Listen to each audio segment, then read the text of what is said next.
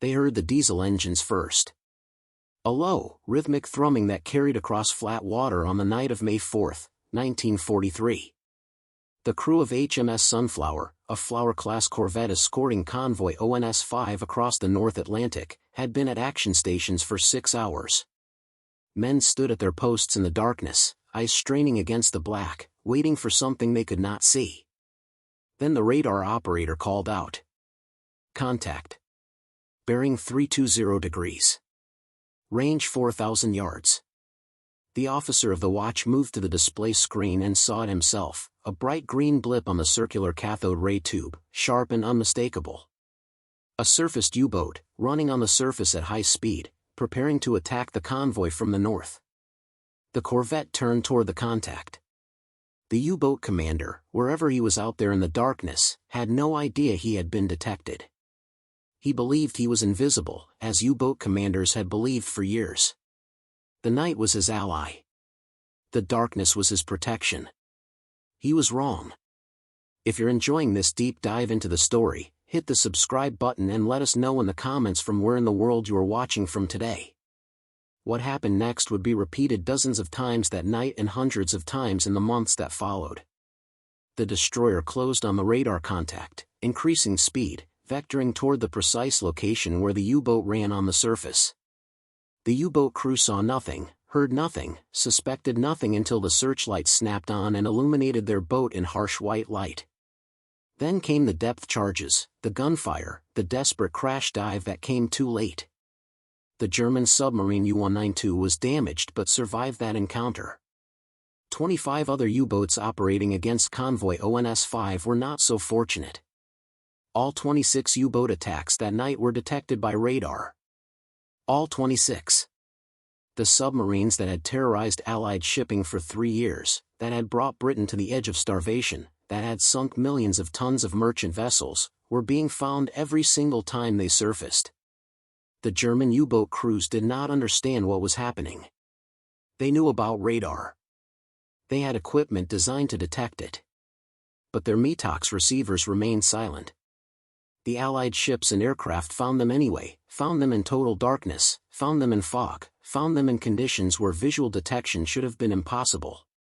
Something fundamental had changed in the Battle of the Atlantic, and the men in the U-boats were dying without knowing why.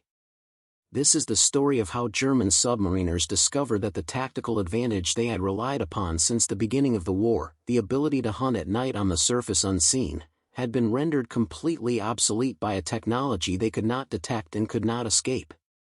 It is the story of men who went to sea confident in their invisibility and returned, if they returned at all, with the knowledge that they had been visible all along. To understand what happened in May of 1943, one must first understand what came before. The German U-boat force that went to war in September 1939 was not the largest submarine fleet in the world. The Soviet Union had more boats. France had more. Britain itself had more. But the Kriegsmarine possessed something more valuable than numbers, a tactical doctrine that exploited the fundamental characteristics of submarine warfare in ways other navies had not fully considered. The Type 7 U-boat, which would become the workhorse of Germany's submarine fleet, was designed with a specific operational reality in mind. Submarines were not truly submersible vessels. They were surface ships capable of diving. This distinction mattered enormously because it determined everything about how they fought. A Type 7 U-boat running on the surface using its diesel engines could reach 17 to 18 knots, sometimes slightly more in favorable conditions. The twin-man supercharged 6-cylinder diesels produced 2,800 horsepower combined, driving the boat through the water at speeds comparable to many merchant vessels and faster than most convoy escort ships. The U-boat could chase down targets, maneuver for position, and escape pursuit. Submerged, running on battery power with electric motors, the same U-boat could manage only 7.6 knots for brief periods before battery depletion forced it to surface. At economical submerged speed, perhaps 4 knots, the batteries might last 2 hours before requiring a recharge. The mathematics were unforgiving. A U-boat could not fight effectively while submerged for extended periods. It had to operate on the surface. German submarine doctrine, developed and refined by Commodore Carl Donitz throughout the 1930s, embraced this reality. U-boats would hunt on the surface at night. Darkness would provide concealment.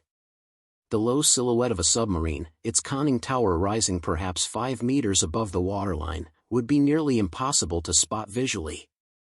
Lookouts on merchant ships and escorts would be scanning for periscopes during daylight and for silhouettes at night, but a surfaced U-boat presented such a small profile that visual detection range was measured in hundreds of meters at best. The tactic worked brilliantly. In the first years of the war, U-boats operated with near impunity during nighttime hours. They would track convoys during the day, remaining submerged or at a distance. As darkness fell, they surfaced and closed at high speed, maneuvering into attack position. The torpedoes that struck merchant ships came from boats that lookouts never saw, from positions that escort commanders never suspected. The Wolfpack tactic, Rudeltaktik in German military terminology, amplified this advantage. Multiple U-boats would coordinate their attacks against a single convoy, concentrating force against escorts that were already outnumbered and outmaneuvered. The U-boats communicated by radio while surfaced, reporting convoy positions, coordinating approach vectors, timing their attacks for maximum confusion and minimum risk. The men who crewed these U-boats in 1940 and 1941 believed they were winning the war. The statistics supported this belief. In 1940, German U-boats sank over 1,000 merchant ships totaling more than 4 million tons. In 1941, they sank another 430 ships. The losses were unsustainable for Britain. Food supplies dwindled. Fuel reserves dropped. War materials from America piled up in ports because there were not enough ships to carry them across the Atlantic. U-boat crews called this period the happy time, Die Glückliche Zeit. Submarines returned from patrol with pennants flying, each pennant representing a ship sunk. Crews were decorated, promoted, celebrated as heroes of the Reich. The Kriegsmarine produced propaganda films showing U-boats at sea, surfaced at night, crewmen on the bridge scanning the horizon, the epitome of naval warfare romanticism. The psychological reality aboard these boats was more complex than propaganda suggested, but the confidence was genuine. U-boat commanders knew they possessed a tactical advantage. They had experienced it repeatedly. They surfaced at night, approached unseen, attacked, and escaped. Allied escorts floundered in the darkness, dropping depth charges on estimated positions while the U-boats maneuvered away on the surface faster than the escorts could follow. The equipment reflected this confidence. Type 7 U-boats carried limited defensive armament. Early models mounted a single 88mm deck gun forward of the conning tower and perhaps a 20mm anti-aircraft gun. The boats were not designed to fight surface actions against warships. They were designed to avoid detection and escape when necessary. The thin pressure hull, constructed of steel plates 19mm thick on the cylindrical sections, could withstand water pressure at depths of 200 meters. It could not withstand shellfire from even light naval guns. This design philosophy made sense given the tactical assumption, U-boats would not be detected on the surface at night. They would not need heavy armor or significant defensive weapons because they would not be engaged by surface escorts. The darkness protected them. Their low profile protected them. Their speed allowed them to break contact if somehow spotted. German naval intelligence tracked Allied anti-submarine capabilities closely. They knew the British had developed radar technology. German scientists had developed radar as well. The Kriegsmarine equipped some surface vessels with radar sets for detecting enemy ships and aircraft. But radar in the early war years operated on meter wavelengths, roughly 1.5 meters for British systems. These long wavelength radars had limited resolution and struggled to detect small targets like submarine conning towers against sea clutter. The radar returns from waves that created background noise on display screens. U-boats were equipped with radar warning receivers beginning in 1942. The Metox device, formally designated FUMB-1, could detect radar transmissions from Allied ships and aircraft. When Metox picked up radar signals, the U-boat would dive, disappearing beneath the waves before the radar-equipped aircraft or ship could close to attack range. The system worked. U-boat crews trusted it. When Metox remained silent, they believed they were undetected. The technology that would destroy German U-boat supremacy was not a secret weapon designed in hidden laboratories. It was an incremental improvement to existing radar systems, the kind of engineering advancement that happens when scientists understand fundamental problems and apply systematic solutions. British and American researchers had identified the limitation of meter wavelength radar. The long wavelengths could not resolve small targets effectively.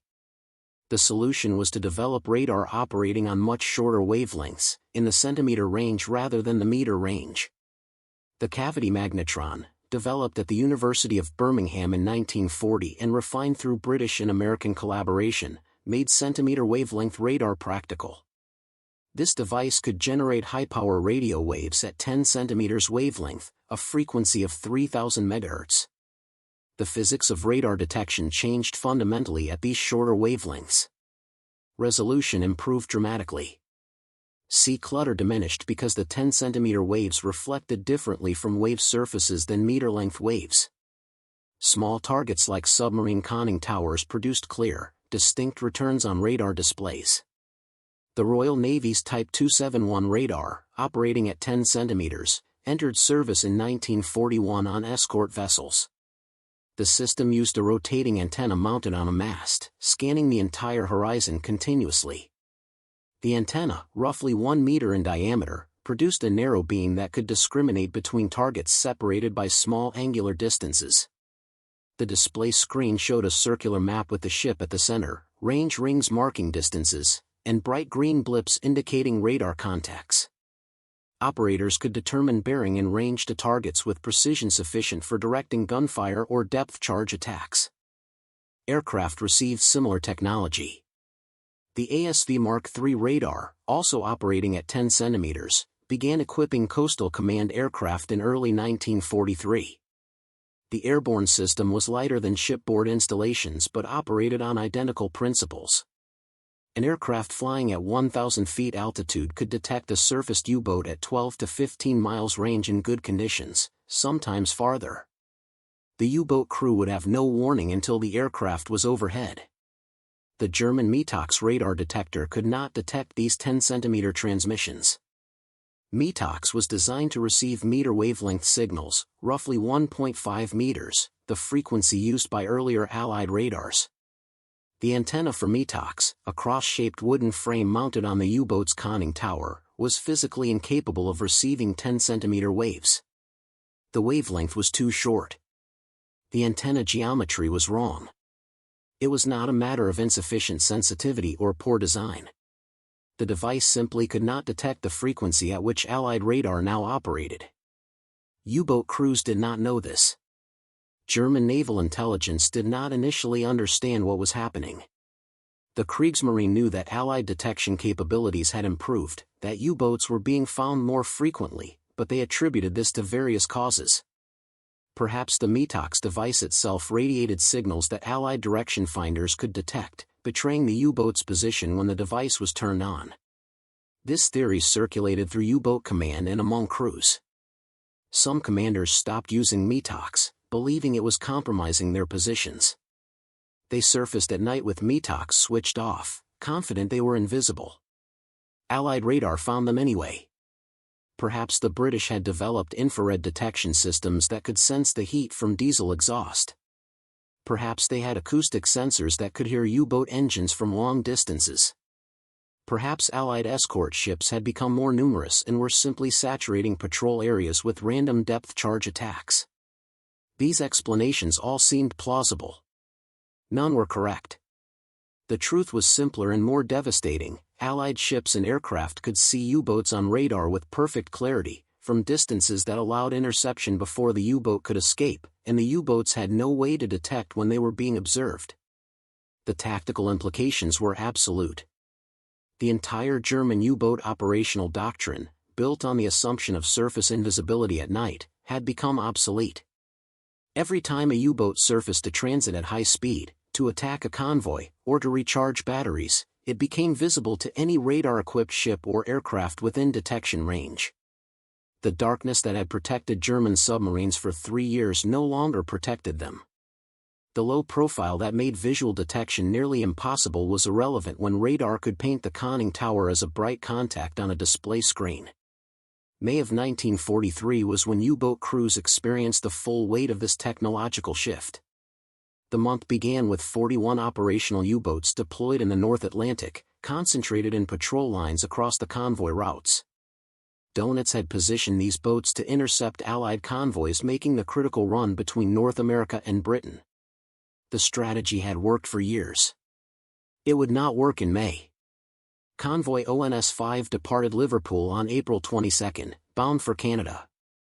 The convoy consisted of 43 merchant ships carrying ballast, making the westbound crossing to pick up cargo in North American ports. The escort group included 1 destroyer, HMS Duncan, and 7 corvettes including HMS Tay, HMS Sunflower, and HMS Snowflake. Several of these escorts were equipped with Type 271 10-centimeter radar. All had been trained in its use. The crossing began slowly, with the convoy making only 7 knots due to rough weather and the poor condition of some merchant vessels.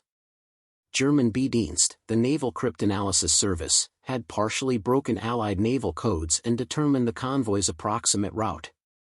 WWII positioned U-boats in patrol lines across the expected track. On April 28, U-650 made contact and began shadowing the convoy, transmitting position reports that allowed other U-boats to converge. By May 4, 30 U-boats were in contact with or approaching Convoy ONS-5. It was the largest concentration of U-boats against a single convoy in the entire war. The Germans expected a massacre. They achieved disaster. The escorts detected every approach. U-boats attempting to close on the surface for attack positions found themselves illuminated by searchlights and engaged with gunfire before they could fire torpedoes. U-boats forced to dive lost contact with the convoy, their submerged speed insufficient to maintain position. The Type 271 radar eliminated the fundamental advantage of night surface attacks. Commander Peter Gretton, commanding the escort group from HMS Duncan, later wrote that the radar allowed his ships to detect U-boats at ranges between 4,000 and 6,000 yards, sufficient distance to maneuver and attack before the submarines could launch torpedoes. Throughout the night of May 4 and into May 5, U-boats attempted coordinated attacks. All were detected. U-192 was damaged by depth charges after radar detection. U-125 was damaged. U-438 was forced down repeatedly, exhausting its batteries and losing contact with the convoy. U-630 made a submerged attack during daylight and was sunk by HMS Vedette. The escorts maintained contact with surfaced U-boats continuously, vectoring aircraft from Iceland to attack boats trying to shadow from beyond visual range.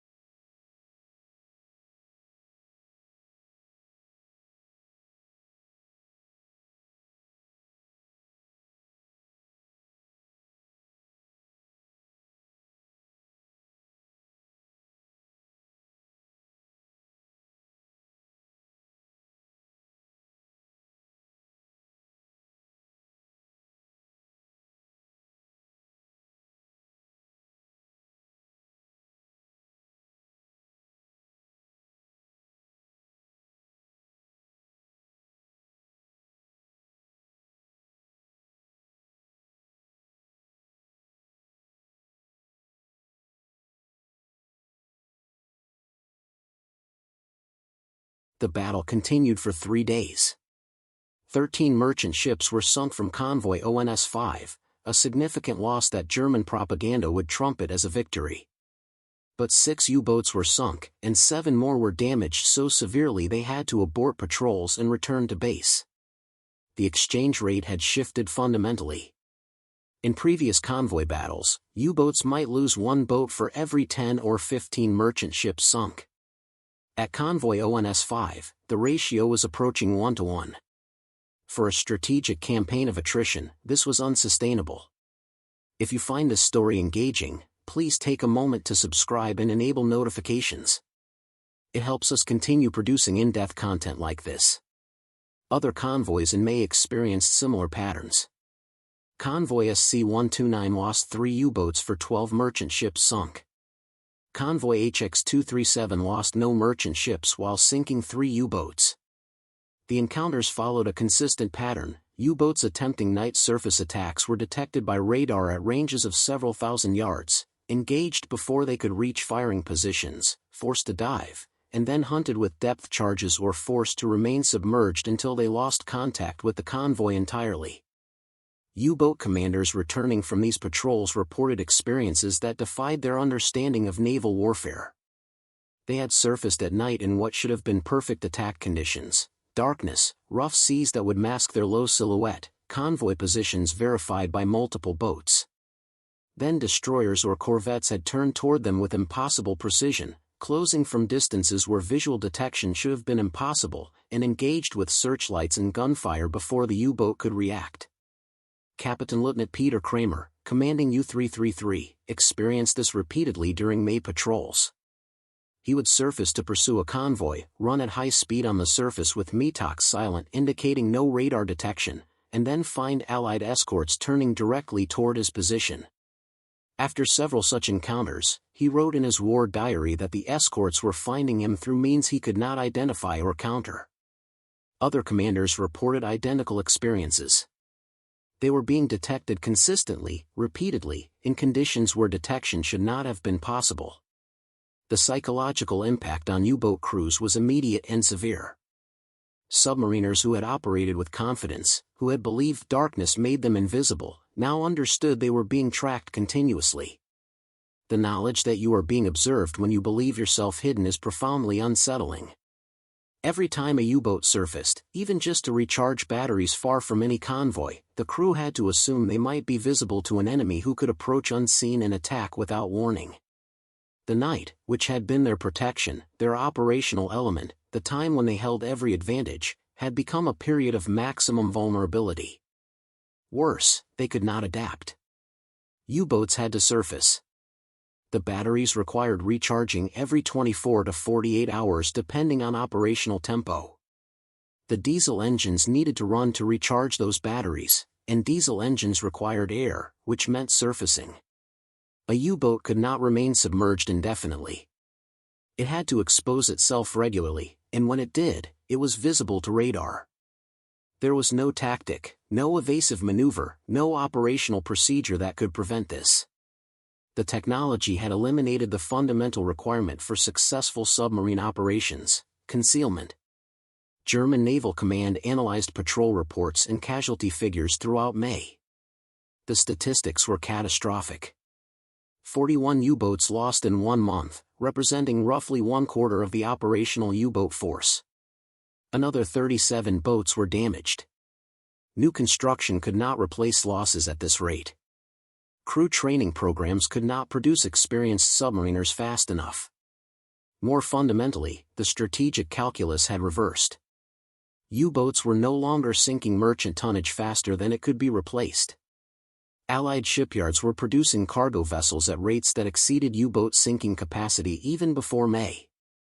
Now, with U-boat losses soaring and merchant ship sinkings declining, the Battle of the Atlantic had turned decisively against Germany. On May 24, 1943, Grand Admiral Karl Donitz made a decision that acknowledged reality. He withdrew all U-boats from the North Atlantic. The official order cited the need to refit boats with improved anti-aircraft weapons and to develop countermeasures against Allied detection methods. The reality was simpler: U-boats could no longer operate effectively in the North Atlantic convoy routes. They were being destroyed faster than they could sink merchant ships. The campaign that was supposed to starve Britain into surrender, that was supposed to cut the Atlantic lifeline and prevent American reinforcement of Europe, had failed. The U-boats that withdrew from the North Atlantic in May of 1943 did not cease operations. They could not. Germany's strategic situation demanded continued pressure against Allied shipping, however futile that pressure might prove. Donitz redeployed boats to areas where Allied anti-submarine measures were less developed, the South Atlantic, the Indian Ocean, the waters off West Africa. These were regions where convoy escorts were fewer, where air cover was limited, where perhaps the older tactics might still yield results. They did not. Radar technology spread throughout the Allied naval forces with industrial efficiency. American shipyards were producing destroyer escorts specifically designed for anti-submarine warfare, equipped with radar as standard equipment. British Coastal Command expanded its coverage, flying patrols over shipping lanes with radar-equipped aircraft. The Bay of Biscay, which U-boats had to transit to reach the Atlantic from their French bases, became a killing ground where aircraft detected surfaced submarines with regularity and attacked before the boats could dive to safety. U-boat crews adapted their procedures as best they could. They surfaced only when absolutely necessary, recharging batteries as quickly as possible before diving again. They installed additional anti-aircraft weapons, transforming conning towers into bristling platforms of 20mm and 37mm guns. Some commanders attempted to fight it out on the surface when detected by aircraft, using concentrated anti-aircraft fire to drive off the planes before they could attack. This tactic occasionally succeeded but more often resulted in damaged aircraft exchanged for sunk U-boats, a trade ratio Germany could not sustain. The Kriegsmarine developed new equipment intended to counter Allied radar. The Naxos radar detector, introduced in mid-1943, could detect 10-centimeter wavelength transmissions. U-boats equipped with Naxos finally had warning when they were being painted by Allied radar. But warning alone was insufficient. Knowing you are detected does not prevent detection. A U-boat that received Naxos alerts while surfaced could dive, but diving meant abandoning whatever mission the boat was attempting. If recharging batteries, the recharge was incomplete. If transiting to a patrol area, progress stopped. If stalking a convoy, contact was lost. The U-boat became ineffective, spending more time submerged in hiding than engaging the enemy. Later in the war, Germany developed the Schnorkel, a Dutch invention captured when Germany occupied the Netherlands. The Schnorkel was a retractable tube that allowed a U-boat to run diesel engines while remaining submerged at periscope depth, drawing air through the tube for the engines and expelling exhaust. U-boats with Schnorkels could recharge batteries without fully surfacing, reducing their radar signature. But Schnorkels created their own problems. The boats could only travel slowly while schnorkeling, perhaps 5 or 6 knots. The device was visible above the waterline and could be detected by radar at close ranges. Engine vibrations transmitted through the Schnorkel made noise that Allied sonar could detect. Seas breaking over the Schnorkel head valve caused pressure fluctuations inside the boat that were painful for crews and sometimes dangerous. Most fundamentally, Schnorkels did not restore the tactical advantage U-boats had lost. A U-boat running at 5 knots at periscope depth could not pursue convoys making 10 or 12 knots. It could not maneuver into attack position. It could not employ wolf pack tactics that required high-speed surface coordination. The Schnorkel allowed survival, not success. U-boats equipped with this technology could remain at sea longer and avoid detection more effectively, but they sank fewer ships because they could not engage targets effectively. The men who served in U-boats after May of 1943 knew they were participating in a losing campaign. New crews reporting to U-boat training schools heard from instructors and experienced submariners that survival prospects were poor. The statistics supported this assessment. In the last 2 years of the war, U-boat losses reached catastrophic levels. Of the approximately 39,000 men who served in U-boats during World War II, 28,000 died. That represented a loss rate of 72%, the highest casualty rate of any branch of German military service. These men continued serving because they were ordered to, because military discipline demanded it, because propaganda still proclaimed that U-boats were tying down Allied resources and preventing the enemy from achieving total naval supremacy. Some believe they were buying time for miracle weapons under development that might change the war's trajectory. Most simply did their duty, knowing the probable outcome but unable to refuse or desert without facing execution for cowardice or treason. What destroyed the U-boat force was not merely technology. It was the industrial and organizational capacity to deploy that technology on a scale that Germany could not match or counter. The Allied nations, primarily Britain and the United States, produced radar equipment in quantities that reflected their manufacturing capabilities and their understanding of technological warfare. By the end of 1943, virtually every Allied escort vessel in the Atlantic carried 10-centimeter radar. Corvettes, destroyers, frigates, destroyer escorts, all were equipped as standard. Aircraft flying anti-submarine patrols carried ASV Mark III radar sets as normal equipment. Coastal Command flew thousands of sorties per month over convoy routes and submarine transit areas, maintaining continuous surveillance that made surface transit dangerous during both day and night. The U-boat's tactical advantage had not merely disappeared, it had inverted. What had once been their strength, the ability to operate on the surface, had become a vulnerability that Allied forces could exploit systematically. American industrial production amplified this advantage. The United States manufactured destroyer escorts using mass production techniques adapted from automobile manufacturing. Shipyards prefabricated sections of ships in different facilities, then assembled them rapidly at final building yards. The production timeline from keel laying to commissioning dropped to 6 months, then to 4 months for some vessels. By 1944, the United States was commissioning more escort vessels per month than Germany had U-boats operational in total. The production of radar equipment followed similar patterns. Manufacturing processes that had been experimental in 1940 were standardized by 1943. Cavity magnetrons, which had been hand-built laboratory devices, were mass-produced in factories using precision tooling and quality control procedures. The cost per unit dropped. Reliability improved. Installation time decreased. Radar became as standard on naval vessels as fire control systems or navigation equipment. Germany could not match this production. The Kriegsmarine recognized that 10-centimeter radar was defeating U-boats and attempted to develop equivalent systems. German scientists produced functional centimeter wavelength radar sets, but manufacturing capacity was insufficient. Germany's industrial base was strained by demands from all military branches, by Allied bombing campaigns that disrupted production, by resource shortages that limited raw material availability. Producing enough radar sets to equip all surface vessels and aircraft was impossible. Producing sufficient quantities for defensive installation on U-boats was equally impossible. The disparity extended beyond radar. Allied nations outproduced Germany in every category relevant to the Battle of the Atlantic. Merchant ship construction in American and British yards exceeded U-boat sinking rates by 1943. Liberty ships, mass-produced cargo vessels built using welding techniques and prefabrication, were launched faster than U-boats could sink them. In 1943, Allied shipyards launched over 13 million tons of merchant shipping. U-boats sank approximately 3 million tons.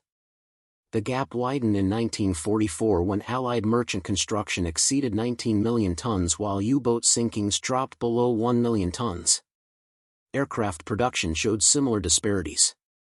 Britain and America built tens of thousands of maritime patrol aircraft, anti-submarine warfare platforms equipped with radar, depth charges, and trained crews. Germany could not defend its U-boats from air attack because it lacked sufficient fighters to patrol all the areas where U-boats operated, and because its fighters lacked the range to escort U-boats through transit zones like the Bay of Biscay. The Luftwaffe was committed to defending German cities from Allied bombing and supporting ground operations in Russia and Western Europe. Maritime aviation was a low priority because it did not directly threaten Germany's survival in the way that Allied bombers did. This fundamental imbalance, Allied industrial capacity vastly exceeding German capacity, meant that even if Germany developed countermeasures to Allied technologies, those countermeasures would be deployed in insufficient quantities to matter strategically. The war had become a contest of production, and Germany was losing that contest decisively. The story of German U-boats and Allied radar does not end with dramatic surrender or acknowledged defeat. It ends with quiet acceptance of ineffectiveness, with boats continuing to patrol knowing they would sink few ships and likely not return, with crews going to sea because orders demanded it and because there was no alternative except desertion and execution. Some U-boats survived the war. When Germany surrendered in May of 1945, approximately 150 U-boats were still operational. Most were scuttled by their crews under Operation Regenbogen, following orders to destroy all vessels rather than allow them to fall into Allied hands. Crews opened sea valves, set charges, and abandoned their boats in harbors and coastal waters across occupied Europe. The submarines settled to the bottom, joining the 700 U-boats lost during the war. A few U-boats surrendered intact. Allied naval forces took possession of these boats and studied them extensively. American and British engineers examined every system, every component, every design choice. They found boats that were well engineered within their design parameters but hopelessly outmatched by the technology arrayed against them. The pressure hulls were strong, the diesel engines were efficient, the torpedo systems were sophisticated. None of this mattered when Allied radar could detect the boats every time they surfaced and Allied escorts could attack before the U-boats could engage targets. The crews who survived captivity returned to Germany after the war and found a nation destroyed. The strategic campaign they had fought, the tonnage they had sunk, the convoys they had attacked, all had been insufficient to achieve the intended goal of starving Britain or preventing American reinforcement of Europe. The casualties they had inflicted on Allied merchant shipping were replaced by Allied production. The casualties they had suffered themselves, 72% killed, represented a generation of German sailors lost in a campaign that failed in its fundamental objective. In the decades after the war, historians and military analysts studied the Battle of the Atlantic extensively. They identified May of 1943 as the turning point, the month when U-boat effectiveness collapsed and never recovered. They cited 10-centimeter radar as the key technology that enabled this shift. They noted the industrial disparity between Allied nations and Germany. They documented the tactical and operational changes that followed the introduction of new detection equipment. But the human story, the experience of men who believed they were invisible and discovered they were not, remains the most profound element of this history. German submariners who survived the war carried memories of being detected repeatedly without understanding how, of watching their boats sink under Allied attack, of knowing that every time they surfaced they were visible to enemies they could not see or counter. They had placed faith in darkness, in the assumption that night surface operations were safe, and that faith had been proven false by technology they could not detect with their equipment and could not escape with their tactics. For the Allied sailors and airmen who operated radar equipment, the experience was different but equally significant. They had been given a tool that eliminated uncertainty, that turned submarine hunting from a matter of luck and guesswork into a systematic process of detection and engagement. They watched green blips on circular screens and knew those blips represented enemy submarines. They vectored toward contacts with confidence that the targets were real and the ranges were accurate. They illuminated U-boats with searchlights and engaged with weapons, achieving results that previous generations of anti-submarine forces could only have imagined. The Battle of the Atlantic continued until Germany's surrender, but its outcome was determined in May of 1943 when U-boats lost the ability to operate effectively on the surface at night. The technological advantage that had sustained German submarine warfare since the beginning of the war vanished in a single month when Allied radar reached sufficient numbers and sophistication to detect surfaced U-boats consistently. The darkness that had protected German submariners for 3 years became irrelevant. The ocean that had hidden them became transparent to electronic observation. 28,000 German submariners died fighting a campaign that was lost when radar technology eliminated their fundamental tactical advantage. They went to sea in boats that could not hide, that were detected every time they surfaced, that had become obsolete not through age but through enemy innovation. The courage of these men, their technical skill, their tactical training, none of it could compensate for operating equipment that had been rendered ineffective by technologies they could neither detect nor counter. In the end, the U-boat war was not lost through lack of fighting spirit or insufficient bravery. It was lost because Allied industry outproduced German industry, because Allied scientists developed better detection technology, and because German submariners discovered, too late to matter, that they had been visible all along. Thank you for watching. For more detailed historical breakdowns, check out the other videos on your screen now and don't forget to subscribe.